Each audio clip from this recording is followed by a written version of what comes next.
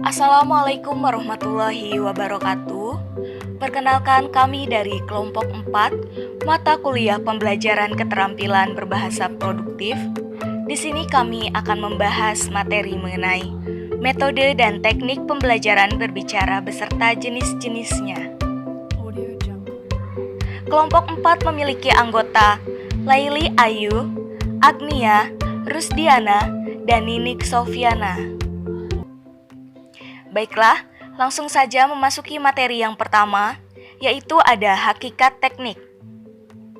Ada beberapa pendapat menurut para ahli. Yang pertama, menurut L. James Avery, teknik adalah prosedur logis dan rasional untuk merancang suatu rangkaian komponen yang berhubungan satu dengan yang lainnya, dengan maksud untuk berfungsi sebagai suatu kesatuan dalam usaha mencapai suatu tujuan yang telah ditentukan. Menurut John MC Manama, teknik adalah sebuah struktur konseptual yang tersusun dari fungsi-fungsi yang saling berhubungan yang bekerja sebagai suatu kesatuan organik untuk mencapai suatu hasil yang diinginkan. Selanjutnya, ada juga hakikat teknik pembelajaran. Menurut Knowles, teknik adalah langkah-langkah yang ditempuh dalam metode untuk mengelola kegiatan pembelajaran. Ada pula menurut Smith et al. Teknik pembelajaran adalah kelengkapan atau langkah-langkah dengan dilengkapi keragaman fokus dan penjelasannya. Jadi, teknik di sini merupakan katalisator metode, berbeda ruang lingkupnya dengan metode, dan waktu penggunaannya lebih singkat dari metode. Dapat disimpulkan bahwa teknik dengan metode adalah berbeda.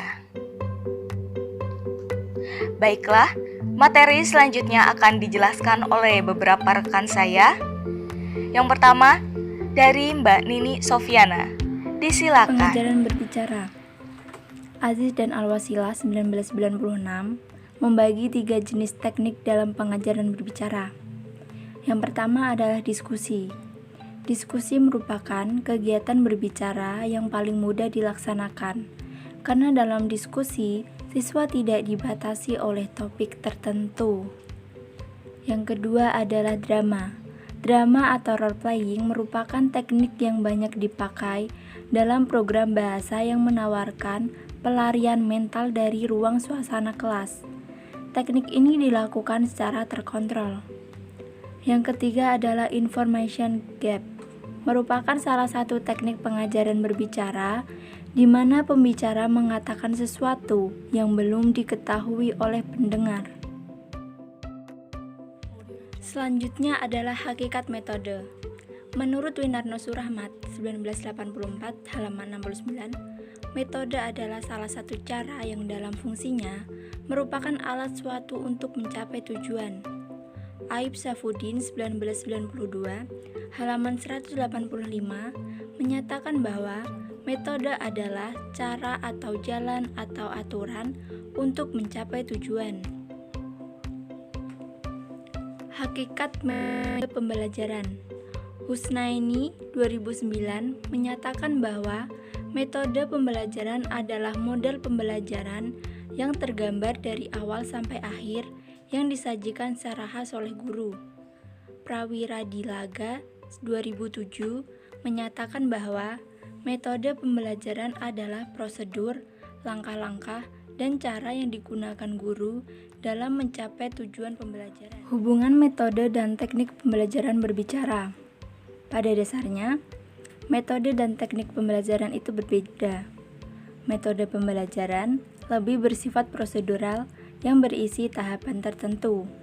Sedangkan teknik pembelajaran adalah cara yang digunakan yang bersifat implementatif. Untuk materi selanjutnya akan disampaikan oleh Saudari Rusdiana. Baik, saya akan melanjutkan materi terkait jenis metode pembelajaran berbicara. Yang pertama yaitu metode reka cerita gambar. Metode reka cerita gambar yaitu pembelajaran bercerita berdasarkan gambar. Penggunaan metode ini dapat menciptakan suasana pembelajaran yang ceria, karena dalam pelaksanaannya, peserta didik dituntut untuk merangkai suatu gambar acak menjadi gambar yang padu dan menjelaskan kepada gurunya apa maksud dari rangkaian gambar tersebut. Selain itu, penggunaan metode reka cerita gambar dapat meningkatkan keterampilan berbicara pada siswa. Dan selanjutnya yaitu metode bercerita. Menurut Abudin dalam Azizah, metode bercerita adalah suatu metode pembelajaran yang memiliki daya tarik yang dapat menyentuh perasaan anak dan mampu mendidik anak dengan bertumbuh pada bahasa, baik lisan maupun tulisan. Metode bercerita adalah cara penyampaian atau penyajian materi pembelajaran secara lisan dalam bentuk cerita dari guru kepada peserta didik. Dalam pelaksanaan kegiatan pembelajaran, metode bercerita dilaksanakan dalam upaya meningkatkan kemampuan siswa berbicara, memberikan keterangan atau penjelasan tentang hal baru dalam rangka menyampaikan pembelajaran yang dapat mengembangkan berbagai kompetensi dasar pada siswa. Yang selanjutnya yaitu metode bermain peran. Metode bermain peran adalah cara penguasaan bahan-bahan pelajaran melalui pengembangan imajinasi dan penghayatan yang dilakukan siswa dengan memerankannya sebagai tokoh hidup atau benda mati. Bermain peran atau role playing menurut Kamus Bahasa Indonesia adalah mengambil bagian dalam melakukan suatu kegiatan yang menyenangkan baik dengan menggunakan alat atau tanpa alat. Melalui metode bermain peran, siswa diajak untuk belajar memecahkan masalah pribadi dengan bantuan kelompok sosial yang anggotanya teman-temannya sendiri. Dengan kata lain, metode ini berupaya membantu individu melalui proses kelompok sosial. Yang selanjutnya yaitu metode demonstrasi.